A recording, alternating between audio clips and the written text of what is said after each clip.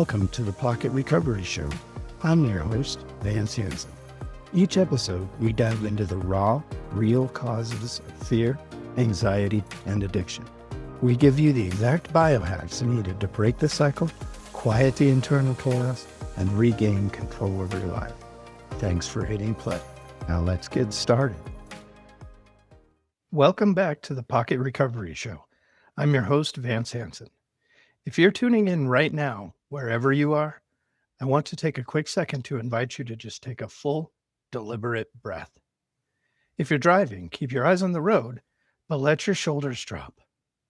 If you're sitting in a room right now trying to quiet a mind that feels like it's spinning at 1,000,000 miles an hour, just let your jaw unlock. Give yourself permission to be exactly where you are. You're in the right space, and I'm incredibly glad you're here.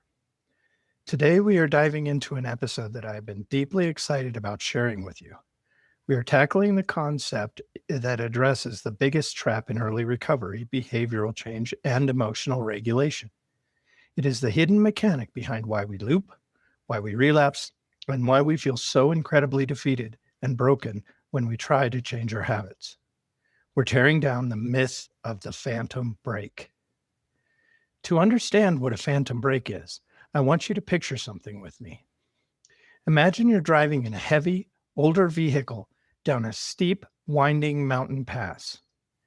There are sharp switchbacks, steep drop-offs, and on the left, you see unforgiving rock walls. The scenery is beautiful, but the drive requires your absolute, undivided attention. As you coast down the incline, you notice your car is picking up a little bit too much momentum. You glance at the speedometer, 60 miles an hour, 65, 70. The chassis start to vibrate. You instinctively press your foot against the brake pedal to bring things back under control, but the pedal feels soft. It sinks all the way to the floorboard with zero resistance. Nothing happens. Think about what happens to your body in that exact microsecond of realization. Your brain registers an immediate, deadly threat. Instantly, a massive flood of adrenaline and cortisol hits your bloodstream. Your heart slams against your ribs like a trapped animal. Your throat goes dry. Your vision tunnels violently until you can only see the narrow strip of road directly in front of your hood. Your hands lock onto the steering wheel with a white-knuckle grip so intense that your fingers go numb, freezing your posture into a rigid, defensive survival stance. The car hits 75. You're in a full-blown survival-driven panic. In that state of absolute terror, your eyes frantically scan the dashboard for a sign of a solution. You spot a lever. It looks like an emergency brake. It's painted bright red. You don't analyze the physics of the vehicle. You don't pause to weigh the long-term pros and cons. You reach out, grab that lever, and yank it back with every single ounce of strength you have left. And for one beautiful, fleeting second, it actually works. You feel the gears grind, the nose of the car dips, the terrifying acceleration halts. You let a ragged gasp of relief. You think, thank God I found the brake. I'm safe. I can stop. When your life is crashing and your anxiety is spinning out of control, you'll reach for whatever looks like a brake pedal. Whether it's a drink, a pill, a compulsive text, or scrolling social media for 6 hours to numb out. That is your red lever. And the wildest part, it actually works. For about 5 minutes, the gears grind, the noise stops, and you feel a beautiful wave of relief. You think, thank God I found a way to stop the car. But you didn't see the hidden cable under the floorboards. You didn't see that pulling that lever snaps your vehicle's transmission. The second the relief wears off, the lever goes limp and your nervous system enters freefall. Now, you're moving 90 miles an hour down a mountain with no brakes at all. Stop making a temporary pause for actual structural control. That mechanical freefall is the exact reality of the phantom brake. It gives you the illusion of safety for a split second right before the cable snaps, the transmission disengages, and you find yourself moving faster than you were before you pulled that lever, with absolutely no organic way to stop the vehicle. Now, I want to speak directly to the shame that lives inside this loop. We don't reach for these self-destructive behaviors or coping mechanisms because we want to ruin our lives. We don't do it because we lack character or because we enjoy chaos. We reach for them because we are terrified our internal factory installed brakes feel incredibly soft and we're desperate for a split second of relief. We pull that lever because we want the runaway car to slow down. It is a logical, primitive survival response to a machine that feels like it's about to fly off a cliff. You're not broken. You're hijacked. If we want to survive the descent down this mountain, and I firmly believe we do, we have to stop pulling the phantom brake, stop trusting the frayed cable, and look under the hood to see the factory-installed braking system that actually functions. Because if you're struggling with a habit, an addiction, or a compulsive emotional cycle, I need you to understand this right out of the gate.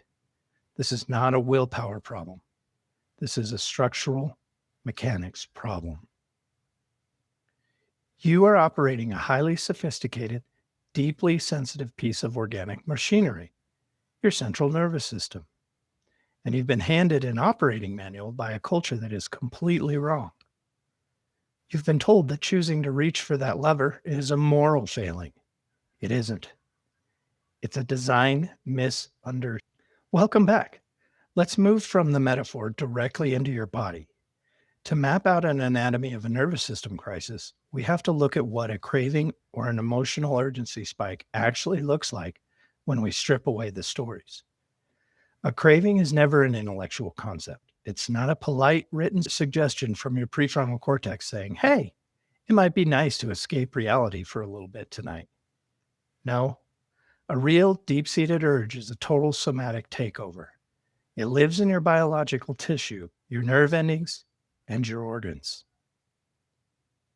Take a deep breath right now. Anchor your feet, and remember, you are safe here with me. Let's look at this clearly. I want you to think back to the last time you felt an intense, overwhelming urge to return to an old behavior, an old relationship loop, or a numbing habit. Walk back into that memory just for a moment, but keep one foot anchored firmly right here in the present moment with the sound of my voice. What did that urge actually feel like before you even made a decision? For most of us, it starts as a subtle creeping tightness right in the center of the chest, or a hollow dropping sensation in the solar plexus, very similar to the weightless stomach drop you feel when a roller coaster plummets. Your respiration instantly shifts. Your breathing becomes shallow, trapped entirely in your upper chest. You find yourself taking half breaths, holding stale air in your lungs without even realizing it. A restless, hyper-frequent electrical energy begins to hum in your arms and legs, making it impossible to sit still. Your jaw tightens, your shoulders right up, your forearms feel tense, like they are physically preparing to grab something, fight an enemy, or flee a burning building. Your mind begins to race, but it completely loses capacity for broad, creative thinking. It develops an intense, singular focus. It enters what I will call a tunnel of urgency. Suddenly, everything else in your life that actually matters gets pushed to the extreme periphery. The project you were excited about, the conversation you were having with your child, the long-term goals you proudly set for yourself this morning. All of it fades into the gray shadow. The only thing that exists inside that survival tunnel is solving the immediate, suffocating discomfort in your chest. The brain begins to scream a single, repetitive script put on a loop. We need to fix this right now. This is intolerable.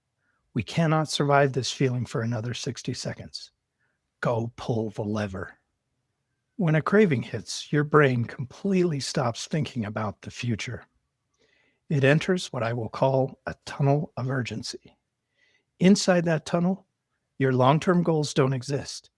Your promises to yourself, they don't exist either. The only thing that is real is the physical tightness in your chest and a screaming voice telling you that you will explode if you don't fix it right now. Here's the secret. Your brain is incredibly smart. So it wraps that physical panic in a highly convincing lie. It tells you, you had a hard week, you deserve this. Or just this once, we'll start over tomorrow. Strip away the words, ignore the story your mind is telling you. What you are experiencing isn't a life crisis. It's a stuck accelerator pedal in your nervous system. It's just raw data. You don't have to follow the script. If you look past the story and just examine the raw physical data, what you're actually experiencing is a nervous system whose accelerator pedal is completely pinned to the floorboard. Your body's internal alarm system is ringing at a volume of 10 out of 10, flooding the space between your nerve cells with an artificial surge of excitation. And your brain, looking at that 10 out of 10 alarm and feeling completely unequipped to handle it, remembers the bright red lever. It remembers that there is a chemical shortcut that can silence the alarm instantly. What we're going to explore in our next section is exactly what happens on a microscopic level when you choose to pull that lever. We're going to look under the dashboard at the two massive counterbalancing chemical forces in your brain, the gas pedal and the factory brakes.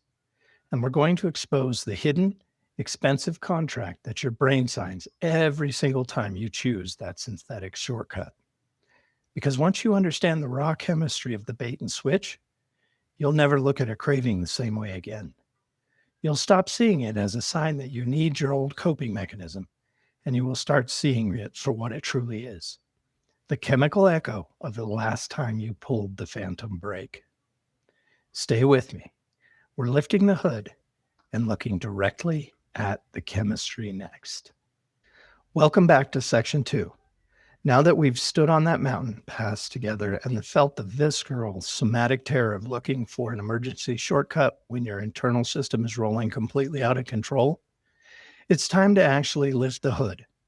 We need to look directly at the mechanical architecture of your brain. Because if you do not understand the raw chemistry of what happens when you pull the phantom brake, you're going to keep falling into the exact same behavioral trap over and over again. And the tragedy is, you're going to keep blaming your soul, your character, or your lack of discipline, when you should be blaming basic mechanics. Your brain runs on a beautifully complex automated system of checks and balances. Think of it as a constant high-stakes chemical tug-of-war between two primary forces, the gas pedal and the brake pedal. The brake pedal is a neurotransmitter called GABA. All you need to remember is that GABA is your brain's natural factory-installed downregulator. It is the chemical that drops a heavy velvet curtain over an overstimulated, noisy room. When GABA binds to its receptor sites, it drops the electrical voltage in your brain.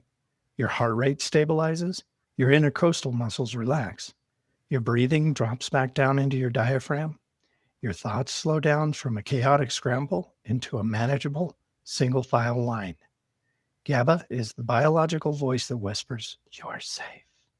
The threat is gone. You can drop your guard and rest." On the exact opposite side of that tug-of-war is the gas pedal. This is a neurotransmitter called glutamate. Glutamate is the chief excitatory chemical in your central nervous system. It turns the lights on, it amps the voltage across your synapses. You need glutamate to wake up in the morning, to focus on a complex problem at work, to encode new memories, and to slam your foot on the actual brakes if someone cuts you off on the highway. Glutamate creates alertness, drive, and action. In a regulated, healthy nervous system, these two chemicals perform an intricate, perfectly balanced dance. If a stressor arrives and your glutamate drives your activation up so you can handle it, GABA arrives right on the heels to bring your system back down to the baseline. It happens the second the pressure subsides. Think of it like a perfectly engineered cruise control system that automatically cuts the throttle the moment you clear the crest of a hill. This fluid equilibrium is what science calls homeostasis. It's your brain's internal baseline of peace. But what happens when life hits you with chronic, unrelenting stress? What happens when an unsolved trauma, a chaotic event, or burnout keeps your system stuck in survival mode for months or years? The accelerator pedal, it gets pinned to the floorboards. Your brain is continuously flooded with high voltage glutamate. The lights are glaring. The electrical hum in your synapses is deafening. Your chest feels trapped in iron bands, and you cannot sleep because the machine refuses to turn off. You are completely out of natural brake fluid. Rebuilding organic GABA infrastructure takes time, safety, and somatic practice. But your survival brain is in a panic, and it refuses to wait. It wants relief right now. And that is the exact millisecond the chemical bait and switch takes place. If you've ever woken up at 3 o'clock in the morning with your heart slamming against your ribs, a cold sweat on your skin, and an overwhelming feeling of absolute dread, you need to stop what you're doing and listen to me. You did not wake up because your life is falling apart. You did not wake up because you are inherently broken. You woke up because you're caught in a glutamate storm. When you use a drink, a pill, or a compulsive habit to numb out or calm down the night before, you're pouring a massive wave of synthetic brake fluid into your brain. Your brain responds to that synthetic brake fluid by turning off its own natural brakes and cranking the gas pedal to the absolute floor to keep you alive. A few hours later, that temporary shortcut evaporates, and you're left with zero natural brakes and a roaring tidal wave of neurological acceleration. That 3 a.m. panic attack isn't a life crisis. It's a chemical invoice. Stop blaming your life and start looking at the mechanics. Let's break down the actual math of that chemical debt collector, because this is where the trap locks shut. The human brain is a master of adaptation and metabolic efficiency. It constantly alters its physical structure based on environmental input. When you introduce an external synthetic substance or high stimulation behavior that artificially forces a massive flood of GABA-like sedation into your system, whether that's alcohol, prescription medication, cannabis, or even the intense compulsive digital loops we use to escape reality, the brain registers an unnatural drop in voltage. It looks around its own cellular environment and goes into an immediate emergency response. It says, wait a minute, there's an absolute flood of sedation in the synapses right now. That's the space between your nerve cells. The electrical current is dropping dangerously low. If we don't counter this immediately, the core systems are going to shut down. Because your brain's absolute non-negotiable priority is survival, it immediately begins to aggressively compensate against your shortcut. It executes two highly destructive defensive maneuvers. First, it initiates a process called downregulation. Your brain literally caps, desensitize, or pull back its own GABA receptors. Think of it like a hotel manager locking down an entire wing of the building because they think they have an oversupply of rooms. Your brain instantly stops manufacturing its own natural braking infrastructure because you're supplying a cheap, synthetic alternative from the outside. Second, to fight back against the synthetic sedation and keep you conscious, your brain's internal factory goes into overdrive to pump out massive, unprecedented amounts of glutamate, the gas pedal. It deliberately forces the voltage up to counter the artificial dampening effect of your coping mechanism. So, for 2 or 3 hours, you get what you paid for. You get your synthetic calm. The alarm stops ringing, the mountain pass fades away, and you feel like you've successfully hacked human biology. But the bill, it always comes due. Welcome back to the Pocket Recovery Show. We're tracking the exact moment the phantom brake snaps. When that substance clears your liver, or when you finally lock your phone and put it on the nightstand, the synthetic brake fluid completely vanishes from your synapses. But here's the catastrophic problem. Your brain cannot rebuild this organic infrastructure in a matter of minutes. those closed down, deadened GABA receptors are still locked away. And that hyper-activated factory line of glutamate can't just instantly grind to a halt. The balance is completely inverted. You're now left standing in a massive neurological deficit. You have less natural brake fluid than you did yesterday morning, and you have a roaring, high-voltage current of acceleration tearing through your nervous system. The anxiety returns, but now it's sharper, louder, more predatory, and more demanding than it was before you pulled the lever. And this leads us to the great psychological tragedy of recovery, the baseline illusion. Almost every single person I have ever treated for addiction or chronic burnout tells me the exact same lie that their body's telling them. They look me in the eye and say, Vance, I can't give up my habit because my baseline anxiety is 8 out of 10. I literally need this tool just to survive the day. And I have to look back at them and break the illusion. Your baseline anxiety is not an 8 out of 10. Your true baseline is probably a 3. But because you pulled that synthetic brake yesterday, your brain flooded your system with glutamate to fight back today. You're measuring your natural baseline while standing inside the fiery rebound effect of your own solution. The very thing you are reaching for to cure your panic is the exact chemical architect that built the panic in the first place. You aren't treating your anxiety, you're funding it. This neurochemical reality completely rewrites the entire conversation around cravings, relapse, and white-knuckle willpower.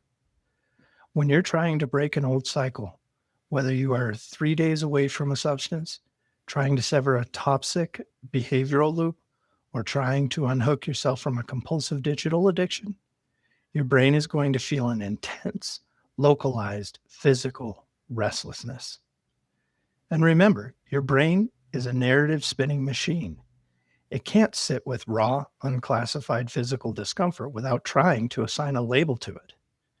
Your brain doesn't feel a glutamate spike and say, yes, this is simply a temporarily downregulation of my central nervous system processing historical chemical input. No, your brain feels that sickening hollow drop in your solar plexus. It registers the rapid heartbeat and the cold sweat, and it immediately scans your current life for a reason why. It looks at your bank account and tells you, we're panicking because we're going broke. It looks at your spouse and tells you, we're furious because they don't respect us. It looks at your phone, sees a text notification and tells you, don't open that. It's bad news. You can't handle any more weight today. Hear me very clearly on this. Your financial stress is real. Your relationship friction is real. Your historical trauma is deeply, profoundly real, and it deserves immense, compassionate structural processing.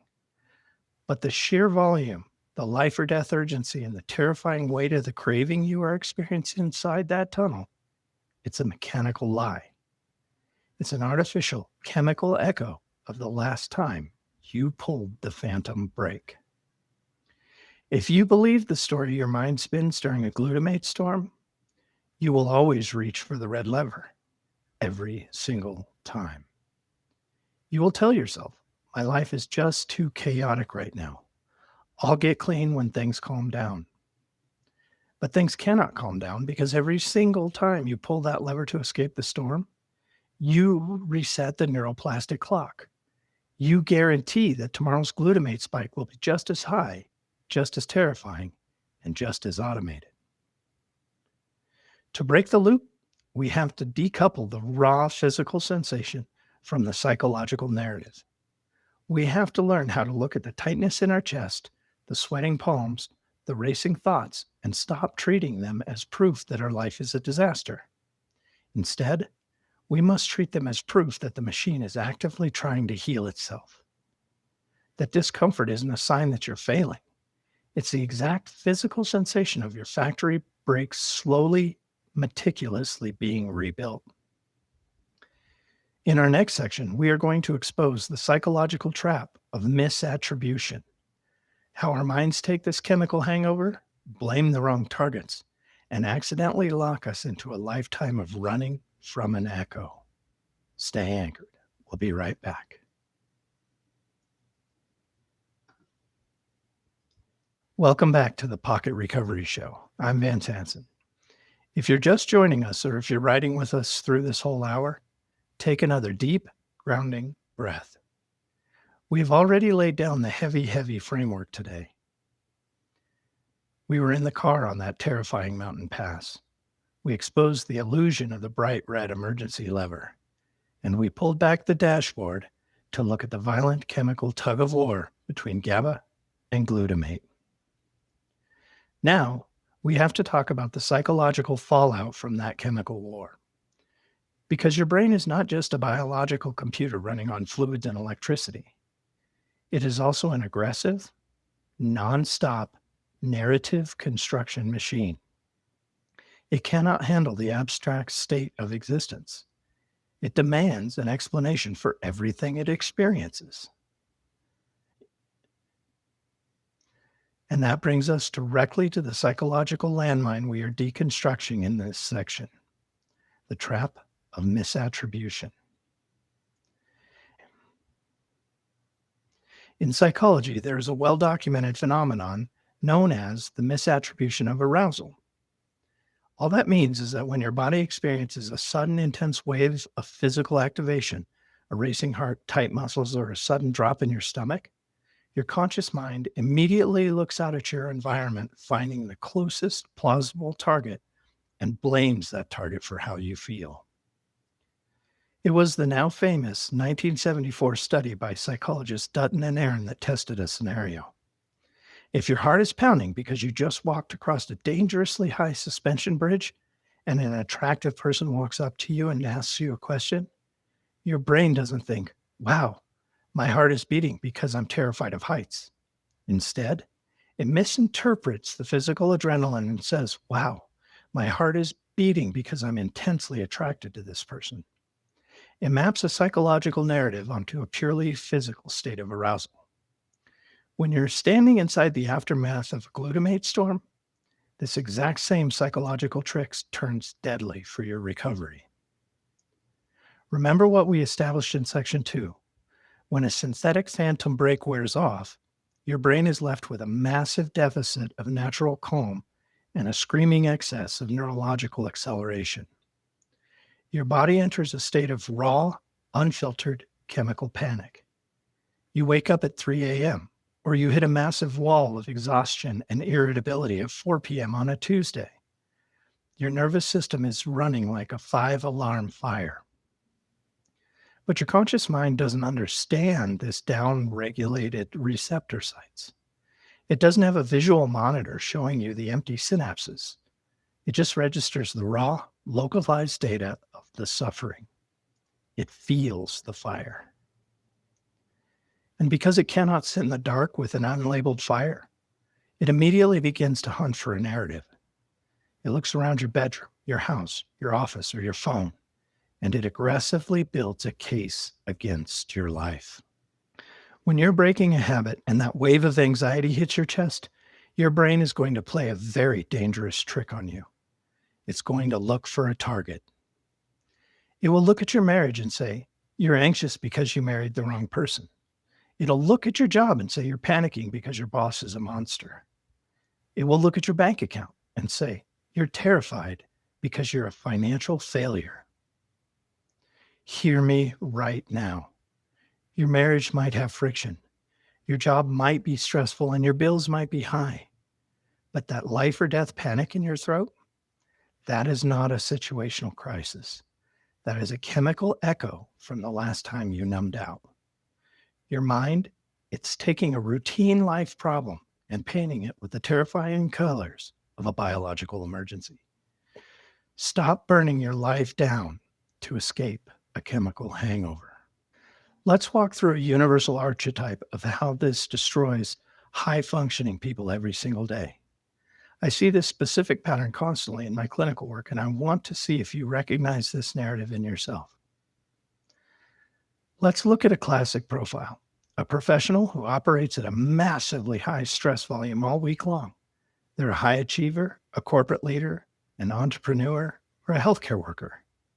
From Monday through Friday morning, Their system is running on pure, high-octane glutamate and cortisol just to keep pace with the demands of their life. Their gas pedal is completely pinned to the floorboards. By the time Friday afternoon rolls around, their nervous system is screaming for brake fluid. The structural pressure is unbearable, so they do what they do. They hit the phantom brake. They go to happy hour and have 3 or 4 heavy drinks. Or they get home, lock the door, and spend 6 hours completely zoning out in high stimulation media, gaming, or substances to force the machine to quiet down. They pull that red lever with everything they've got. And it works. The gears grind, the noise stops, and they get that blissful, synthetic pause on Friday night. But let's follow the timeline into the weekend. On Saturday morning, they wake up. The synthetic brake fluid has evaporated from their liver and their brain. They are now standing in the wreckage of the downregulation. The factory brakes are offline, and the glutamate line is running hot. They walk into the kitchen. Kitchen's a little messy. There are dishes in their sink.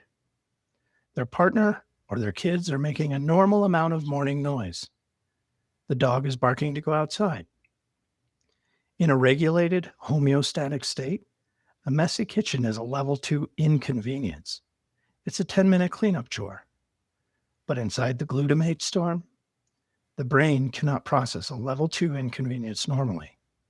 It maps the raw, physical terror of a hijacked nervous system onto the dishes in the sink. Suddenly, they walk into the room and completely explode. They slam a cabinet door. They snap at their loved one.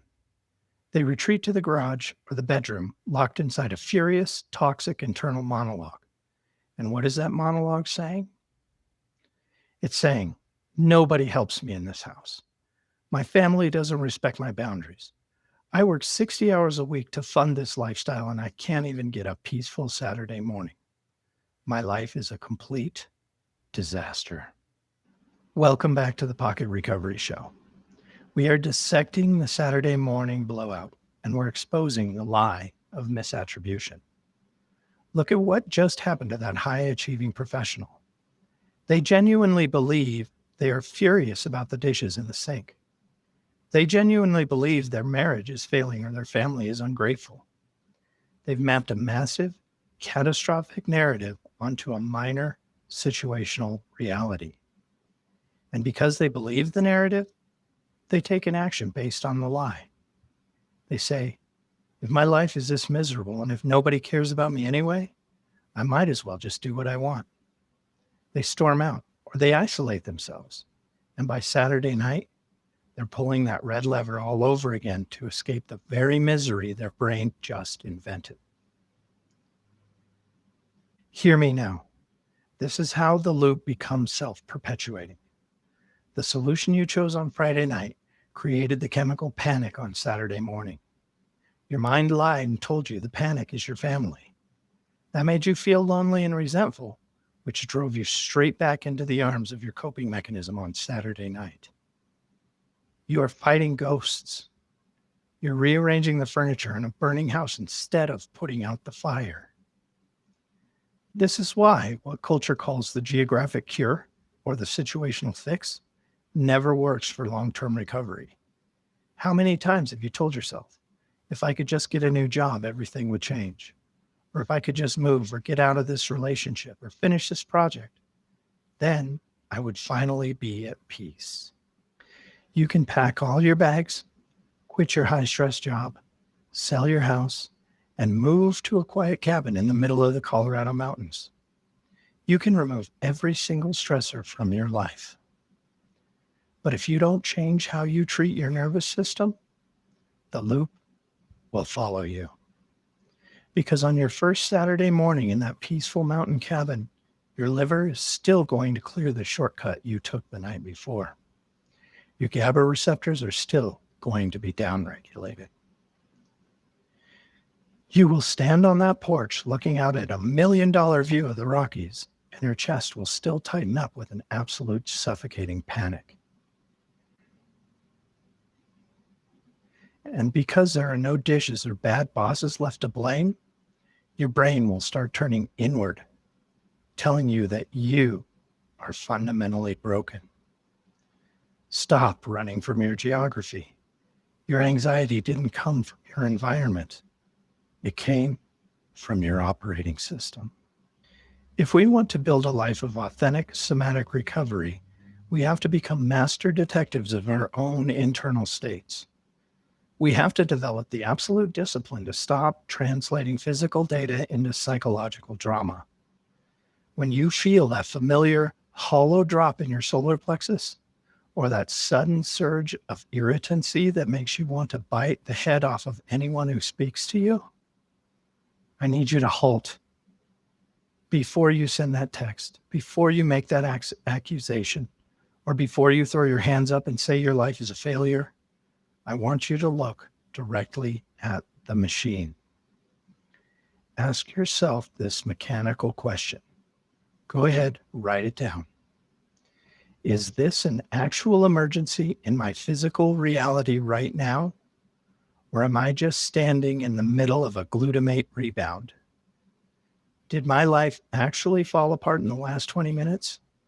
Or is my brain just running out of cheap brake fluid? When you can step back and name the storm for what it is, when you can look at your panic and say, this is just an empty GABA receptor screaming for an easy fix, something miraculous happens. The urgency begins to dissolve. You strip away the weaponized narrative that your mind is trying to use to force you back to the red lever. You realize that you don't need to fix your life in this exact second. You just need to hold the steering wheel straight while the vehicle recalibrates.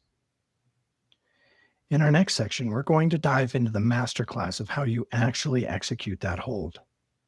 We're going to break down the exact step-by-step mechanics of the 10-minute Cognitive Intercept. I'm going to show you how to surf the chemical wave without drowning in the panic, and how to force your brain to rebuild its own factory brakes through the power of raw, intentional endurance. Take a break. Sit with this reality. We'll be right back. Welcome back to the Pocket Recovery Show. I'm Vance Hansen. If you're still with me, you have survived the mountain pass. You've looked under the hood at the chemical war between GABA and glutamate, and you've exposed the psychological trick of misattribution. You now know why the runaway car accelerates, and you know why your mind tries to blame your life, your spouse, your boss, or your bank account for a purely chemical storm. But knowing why a machine is broken doesn't stop it from hurtling down the mountain. Knowledge without action is just intellectualizing. You can't intellectualize your recovery.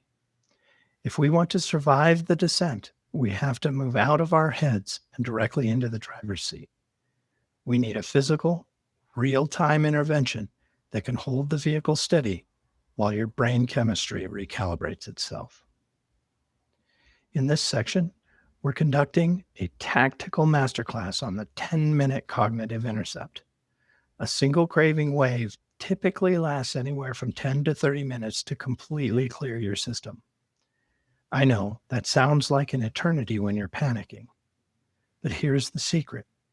The absolute crest of the wave, the maximum voltage of that cue-induced glutamate spike, only holds its peak for a fraction of that time. We aren't trying to outrun the whole storm today. We're just bargaining for a 10-minute boundary to ride out the absolute peak of the wave. This is not a theoretical concept. This is a manual override for your nervous system. It is a somatic discipline based on the clinical technique called urge surfing, originally developed by the late Dr. Alan Marlett. The core premise is beautifully simple, yet it defies everything culture has taught you about willpower. You do not break a craving by fighting it. You break a craving by outlasting its math. When that internal alarm sounds and the screaming urgency hits your throat, your primitive instinct is to fight the wave. You try to squeeze your eyes shut, white knuckle your fists, and scream at your brain to stop thinking about the shortcut. But what happens when you fight a 20-foot wave in the middle of the ocean? It slams you into the sand, fills your lungs with salt water, and crushes you. When you fight an electrical glutamate spike with mental panic, you actually increase your cortisol and spike your adrenaline, pouring fuel on the very fire you're trying to extinguish. You pin the accelerator down even harder. Urge surfing is the art of getting on top of the wave. It's the practice of remaining completely conscious, dropping your weapon, and riding the crest of the chemical impulse until it naturally runs out of energy.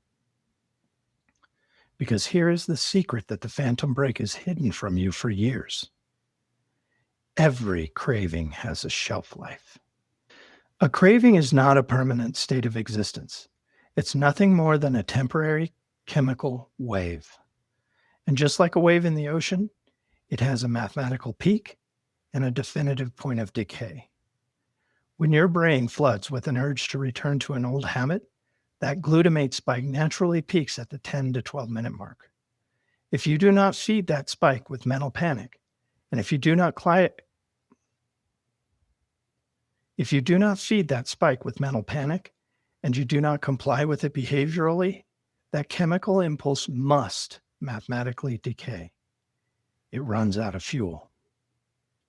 The trap is that most people give up at minute 8, right when the pain is the loudest, completely missing the fact that the wave is about to break. Recovery isn't about being strong enough to fight a craving for the rest of your life. It's about being brave enough to hold the line for exactly 10 minutes, ride the peak, and then watch it begin to die. Let's break down exactly how you execute this intercept in real time. I want to guide you through the raw mechanics of somatic tracking. When the storm hits, your default setting is to listen to the stories in your head. The intercept tool forces you to immediately shift your attention away from your thoughts and deploy a hyper-specific physical scan of your body. You need to locate the exact physical coordinates of the craving.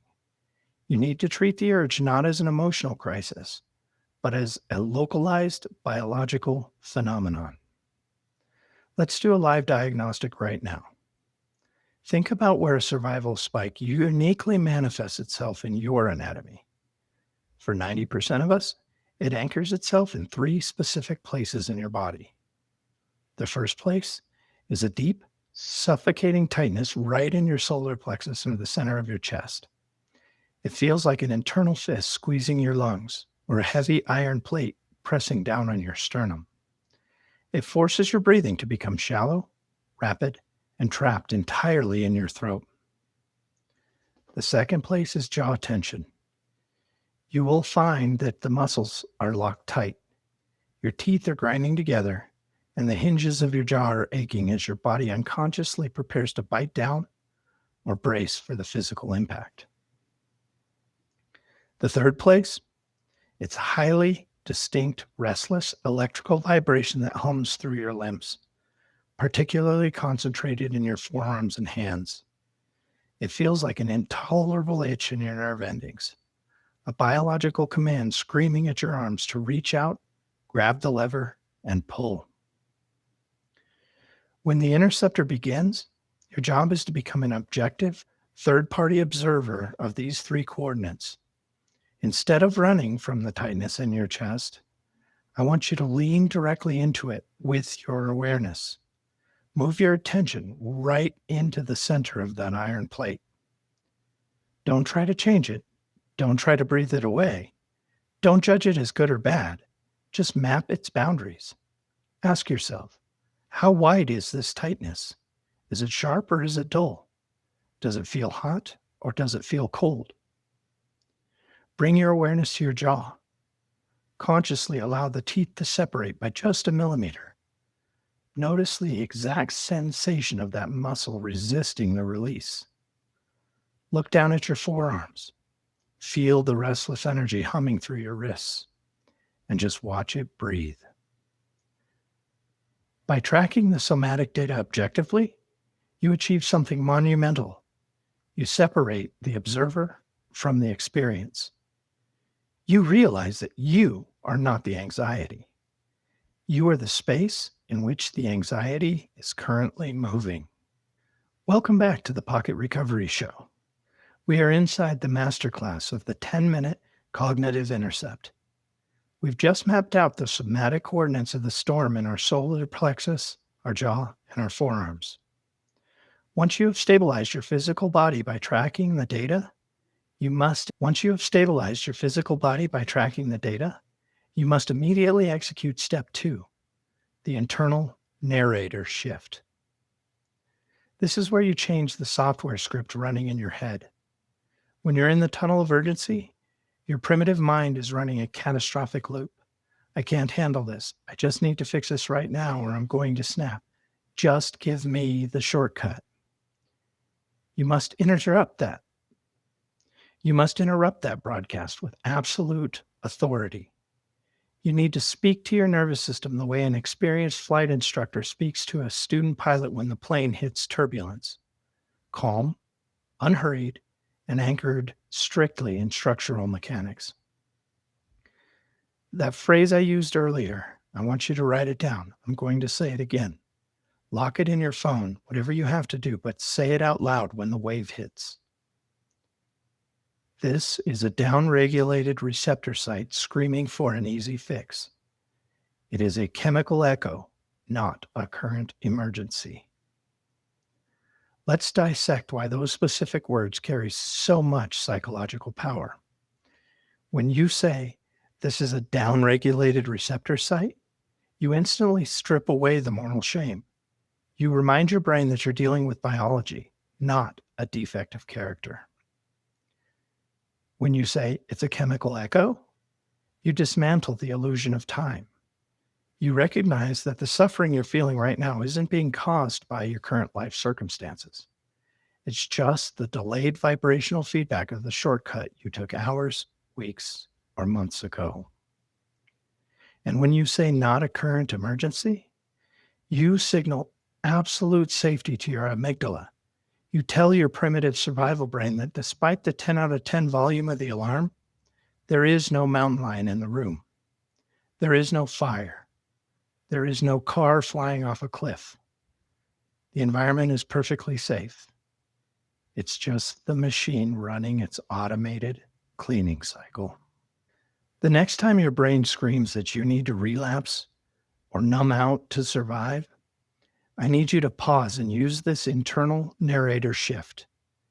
Tell your mind, this is a down-regulated receptor site screaming for an easy fix. It is a chemical echo, not a current emergency. Then, look around the room you're sitting in. Are you safe? Is there a physical threat tracking you down? No. Your environment is quiet, you're safe, and your body is secure. The alarm is at a 10, but the actual danger is a 0. Stop treating a loud chemical echo like an active crime scene. Let the noise ring, hold your ground, and let the wave pass. Once you have deployed the somatic scan and implemented the internal narrator shift, you enter the final stage, the 10-minute boundary. Look at your watch or clock or something and you set a timer for exactly 10 minutes. You make a non-negotiable contract with your survival brain. You say something like, okay, look, if you want to pull that red lever, if you want to ruin our baseline and sign that expensive contract again, we can discuss it in 10 minutes. But for the next 600 seconds, we're going to sit right here in this seat. We're going to track the tightness in our chest, and we're going to let the glutamate burn. You give yourself permission to feel terrible, uncomfortable, but not in any danger. You stop trying to fix the discomfort. You stop running from the restlessness in your forearms. You just sit there and let the chemical storm rage across your synapses without reacting to it. And something incredible happens around minute 6 or minute 8 or minute 10. That fist in your chest slowly begins to open. Your respiration deepens without forcing it to. The electrical buzzing in your wrists drops in voltage. The tunnel of urgency begins to widen, and the light of your rational mind comes flooding back into the room. You didn't need a drink. You didn't need a pill. You didn't need to scroll your phone for 6 hours. You just needed to let the math of the craving run its natural course. Every single time you execute this 10-minute boundary, every single time you allow a glutamate spike to peak and begin to decay without feeding it with panic or behavioral compliance, you're doing something revolutionary under the hood. You're forcing your brain to rebuild its own factory brakes. You're telling the machine that the synthetic shortcut is offline permanently, that it has no choice but to reopen those closed down GABA receptor sites to protect itself. It's uncomfortable, but not dangerous. It feels like burning, but that burn isn't a sign of destruction. It is the literal physical sensation of neuroplasticity rewiring your baseline. You are safe. In our final section, we're going to talk about what it looks like to sustain this blueprint over time, how to handle the long-term factory rebuild, and I'm going to hand you a micro assignment for the week so you can start practicing this intercept today. Stay anchored. We're bringing this plane down for a landing next. Welcome back to the final stretch of the Pocket Recovery Show. I'm Vance Hansen. If you've traveled with me through this entire hour, I want you to take a moment to look back at the distance we've covered. We started on a steep, blinding mountain pass, watching a heavy vehicle free fall down the road because a frantic driver pulled a fake, bright red shortcut lever. We pulled back the dashboard to expose the raw, microscopic war between GABA and glutamate, and we unmasked the psychological ghost of misattribution that tries to convince you your life is a disaster when your brain is simply running out of natural brake fluid. Finally, in our last section, we stepped directly into the driver's seat and learned the mechanics of the 10-minute cognitive intercept.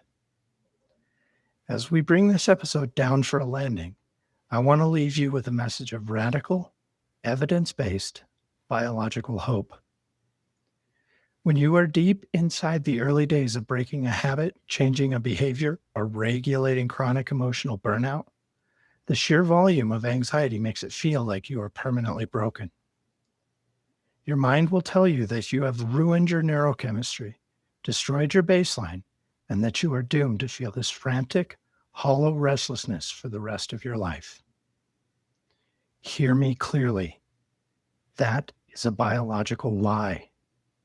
Your brain, it's not a static piece of porcelain.